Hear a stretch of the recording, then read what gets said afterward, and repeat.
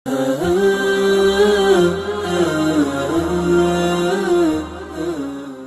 اللہ الرحمن الرحیم والصلاة والسلام علی رسولہ الکریم وعلی آلہ وصحبہ اجمعین، اما بعد۔ میرے محترم بھائیوں، بہنوں، بچوں، بچیوں، عزیزوں، جاننے والے، نہ جاننے والے، السلام علیکم ورحمۃ اللہ وبرکاتہ۔ کچھ دنوں سے میں قرآن سے اللہ کی پسندیدہ ہستیاں کون ہیں، کہ اللہ کس کو پسند کرتا ہے، ولی دوست کو کہتے ہیں۔ تو اللہ کا دوست کون ہے؟ وہ یہ کوئی وراثتی چیز نہیں ہے کہ ایک بڑے اولیاء اللہ تھے تو اب ان کا بیٹا بھی انہی جیسا ہوگا۔ ہمارے یہاں وراثت چلتی ہے کہ بڑے بزرگ کا بیٹا بھی بزرگ بن جاتا ہے، چاہے وہ کلین شیو ہو، وہ لوگ اس کے پاؤں چوم رہے ہوتے ہیں، جہالت ہے۔ تو آج میں تھوڑا سا سورہ بنی اسرائیل ہے، اس میں بھی سارے اخلاق بیان ہوئے۔ میرے بھائی بہنوں، ایمان لانے کے بعد انسان بنتا ہے، اور اس کے بعد اس کی قیمت، اس کا بڑا پن، اس کی وجاہت، اس کی شرافت، وہ پیسوں سے نہیں ہوتی۔ پیسوں سے انسان مالدار تو ہو جاتا ہے، بڑا نہیں بنتا، بڑا نہیں بنتا۔ ہمارا علم غلط ہو گیا۔ بڑا بڑا بندہ جے بولدیاں 3 ملن، یہ 200 مربع، یہ نوابہ فلانا ہے، نوابہ فلانا ہے۔ میرے بھائیو، یہ بالکل غلط علم ہے۔ بڑا وہ ہے جسے اللہ پسند کرے، بڑا وہ ہے جو میرے نبی کی زندگی کے پیچھے چلے، بڑا وہ ہے جس سے اللہ تعالیٰ راضی ہو جائے، باقی سب چھوٹے چھوٹے ہیں۔ تو آج ایک تیسری جگہ سے میں کچھ باتیں قرآن سے عرض کروں گا جن کا تعلق ہمارے ایمان سے بھی ہے، اخلاق سے بھی ہے۔ وہ ہے بسم اللہ الرحمن الرحیم، وَقَضَىٰ رَبُّكَ أَلَّا تَعْبُدُوا إِلَّا إِيَّاهُ بِالْوَالِدَيْنِ إِحْسَانًا إِمَّا يَبْلُغَنَّ عِندَكَ الْكِبَرَ أَحَدُهُمَا أَوْ كِلَاهُمَا فَلَا تَقُل لَّهُمَا أُفٍّ وَلَا تَنْهَرْهُمَا وَقُل لَّهُمَا قَوْلًا كَرِيمًا وَاخْفِضْ لَهُمَا جَنَاحَ الذُّلِّ مِنَ الرَّحْمَةِ وَقُل رَّبِّ ارْحَمْهُمَا كَمَا رَبَّيَانِي صَغِيرًا۔ یہ بہت بڑا مضمون ہے۔ اللہ نے قرآن بھر دیا والدین کے خدمت کے لیے، والدین کی اطاعت کے لیے، والدین کی ماننے کے لیے۔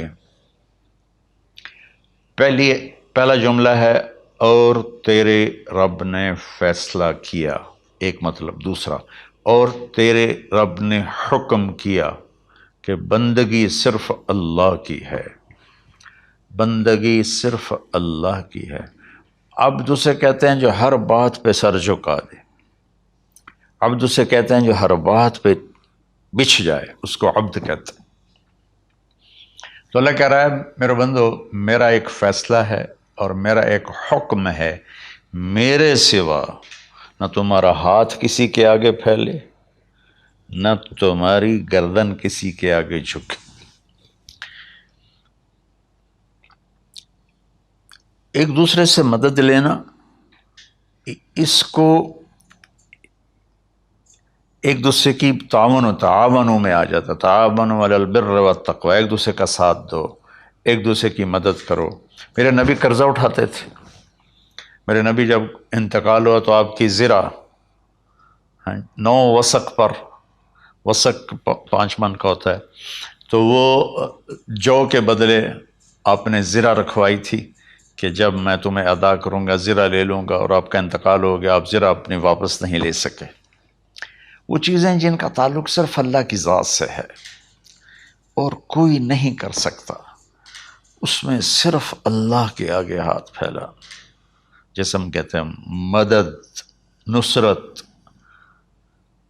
اللہ کہتا میں ہوں، الا ان نصر اللہ قریب، سنو میری مدد تمہارے قریب ہے۔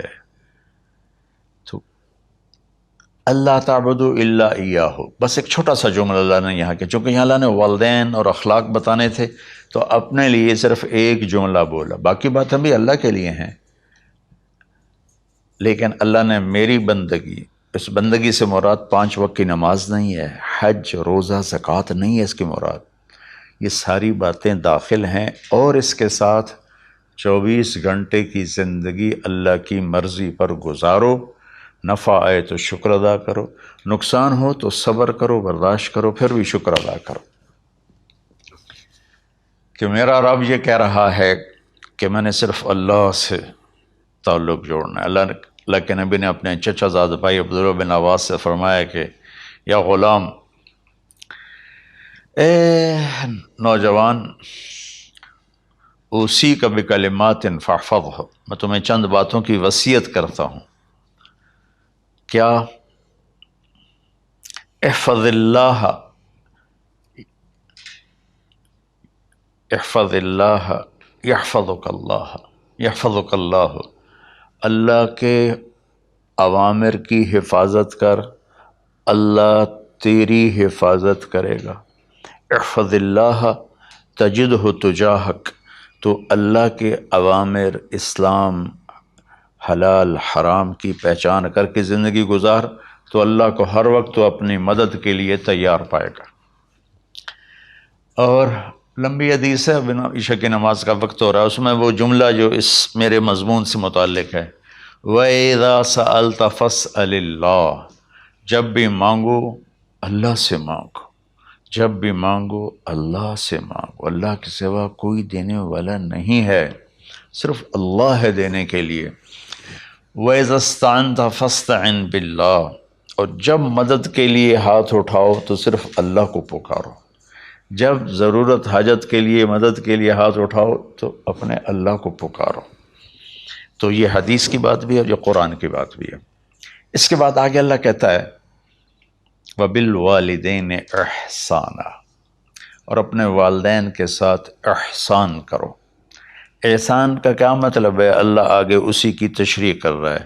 ویسے احسان کا مطلب عربی میں ہوتا ہے، یہ جو ہمارا اردو کا احسان ہے، میں تیرے تو احسان کیتا ہے تو ہوں میں نالے کی کر رہے ہیں، یہ بھی مطلب ہے، لیکن احسان کا اصل مطلب ہوتا ہے، احسان حسن سے ہے، حسن، حسن سے الف، 2 الف ملے اور احسان بن گیا۔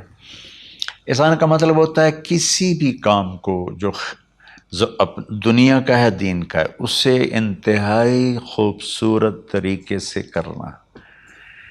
جیسے کسی دلہن کا میک اپ ہوتا ہے نا، تو 5-6 گھنٹے 4 گھنٹے کے بعد وہ کہتی ہے، جو ہوتی ہے اس کا میک اپ کرنے والی، کہ جی بس یہ مکمل ہو گیا ہے اور اب اس سے آگے نہیں ہے۔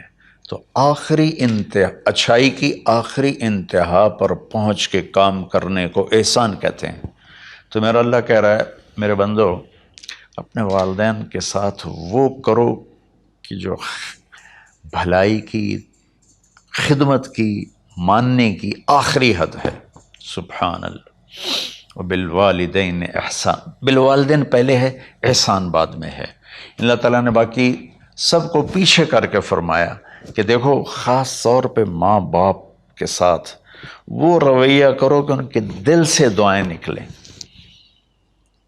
چند دن پہلے ایک والد یوں ہاتھ اٹھا کے کہہ رہا تھا اپنے بیٹے، اکلوتا بیٹا، میں منگنا اللہ کھولو، اللہ تینوں چاہ لوے۔ باپ بیٹے کے لیے یہ دعا مانگ رہا تھا، اور بیٹا اکیلا ہے، یہ بد دعا باپ کر رہا تھا۔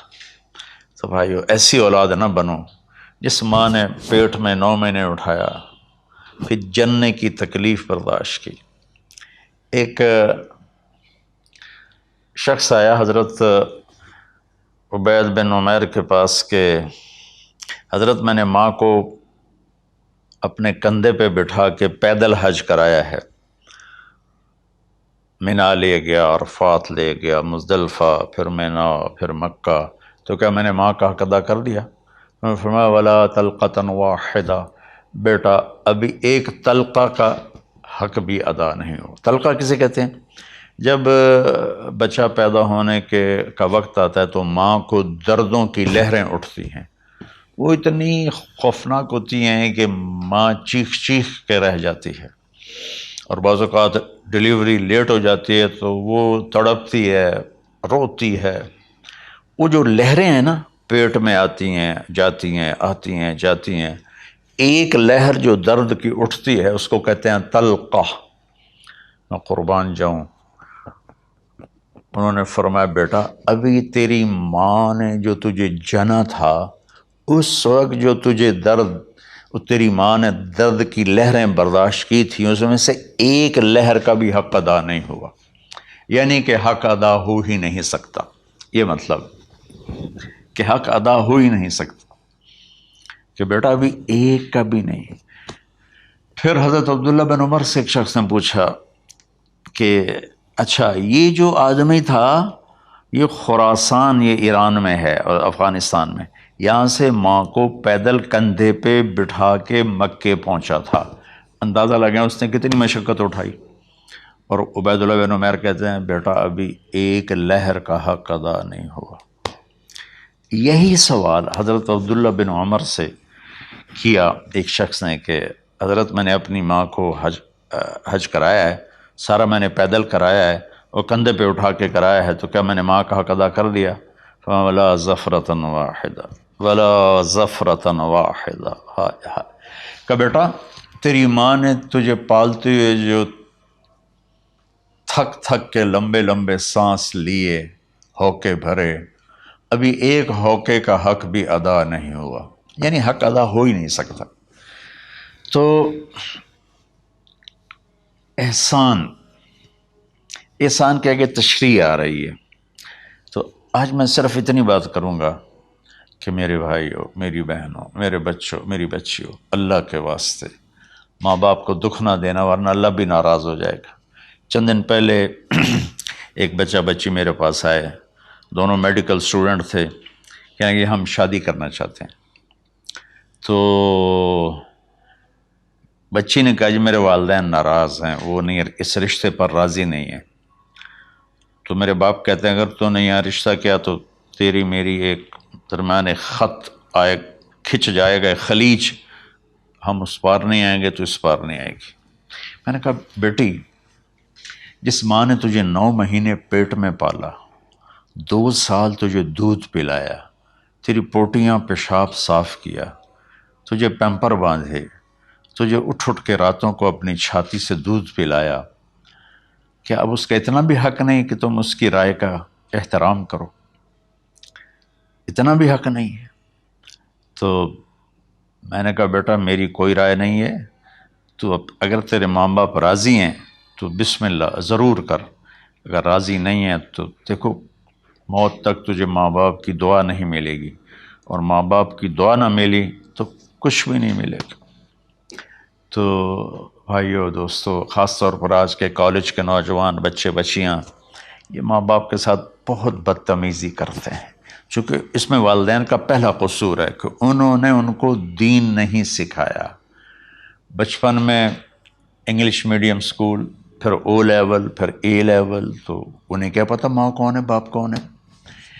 ایک پرانی بات ہے، ایک شخص اپنے بیٹے کو لے کر آیا کہ یہ میرا بچہ ہے اور یہ فلاں جگہ شادی کرنا چاہتا ہے اور ہم میں سے کسی کی رائے نہیں ہے اور یہ مانتا نہیں ہے، اور اس کے ساتھ اس نے نا دھاڑے مار کے رونا شروع کیا۔ تو میں نے بچے کو دیکھا تو یوں کر کے بیٹھا تھا، اس کا باپ رو رہا ہے، ہچ کیوں تو ایسے بیٹھا ہو۔ تو مجھے اچانک خیال آیا، میں نے کہا شیخ صاحب اس کو کہاں پڑھایا تھا؟ کہا جی امریکن اسکول۔ میں نے کہا اس کے بعد؟ کہا جی اس کے بعد آسٹریلیا بھیجا تھا مزید تعلیم کے لیے۔ ان کے شیخ صاحب اس بچے کا کوئی قصور نہیں، آپ کا قصور ہے، اس کو تو پتہ ہی نہیں میری ماں کیا ہے میرا باپ کیا ہے۔ ایک ہماری تہذیب تھی وہ ختم ہو گئی ہے، اس میں علم نہیں بھی تھا تو ماں باپ کا۔ میں نے اپنی آنکھوں سے دیکھا، میں نے اپنے دادا کو دیکھا لیکن میں یاد نہیں، لیکن جو میرے دادا کے چھوٹے بھائی تھے ان کو میں سنبھلتا ہوں، ان کو میں نے دیکھا ہے، 3ری 4تھی جماعت تک میں تھا۔ 61 میں ان کا انتقال ہوا، میری 9 سال عمر تھی، تو 8 سال۔ ان کے بیٹے جوان تھے، اور ڈیرے میں جب وہ بیٹھتے تھے تو ان کے بچے ان کے سامنے نہیں بیٹھتے تھے، ان کی پیٹھ کے پیچھے بیٹھتے تھے. اتنا ادب تھا، حالانکہ چاروں کے چاروں دین نہیں جانتے تھے، تہذیب تھی، ثقافت تھی، جو آج کی تہذیب نے ہم سے سب کچھ چھین لیا. اب بھی آپ جاؤ بیٹا تھر پارکر میں گیا ہوں 2-3 دفعہ، اور وہاں مسلمان نہیں ہندو عورتیں جب گاڑی گزرتی ہے تو گھونگھٹ کو نیچے کر لیتی ہیں، اپنا چہرے کو فوراً چھپا لیتی ہیں. تو خیر بہرحال میں نے کہا شیخ صاحب اس بچے کا قصور نہیں، آپ کا قصور ہے. تو میرے بچوں، اپنے ماں باپ کو خوش کرو، راضی کرو. ان کا راضی ہونا اللہ کی رضا ہے. میں اس کی تفصیل انشاءاللہ آگے بتاؤں گا. آج میں صرف اتنا ہی میں نے تمہید باندھی ہے کہ ماں باپ کا کیا مقام ہے، ان کی کیا عزت ہے. ایک شخص آیا، یا رسول اللہ میرا باپ میرے پوچھے بغیر میرا مال خرچ کر لیتا ہے. آپ نے کہا بلاؤ. چونکہ بچے کا ذاتی مال اگر ہو تو شرع کے لحاظ سے باپ پوچھ کے استعمال کرے، بغیر پوچھے استعمال نہ کرے. جب اسے پتہ چلا کہ میرے بیٹے نے شکایت کی ہے، تو عرب کی شاعری تو مشہور تھی، انہیں دل دل میں کچھ اشعار پڑھے. جو آیا تو جبریل پہلے آ گئے، یا رسول اللہ اللہ تعالیٰ کہہ رہے ہیں آپ اس سے پوچھیں وہ شعر بتاؤ جو تیرے کانوں نے تو نہیں سنے، تیرے دل میں آئے تھے اور اللہ نے سن لیے. تو اللہ کے نبی نے فرمایا بھائی تیرا انشاءاللہ کیس سنتے ہیں، لیکن پہلے وہ شعر سناؤ جو تم نے تو نہیں کہے زبان سے پر اللہ نے سن لیے ہیں. تو پھر اس نے وہ اشعار پڑھے، اور اس کے آگے کیا ہوا یہ میں انشاءاللہ اگلے کلپ میں بتاؤں گا کہ باپ کا کیا مقام ہے، ماں کا کیا مقام ہے. السلام علیکم ورحمۃ اللہ.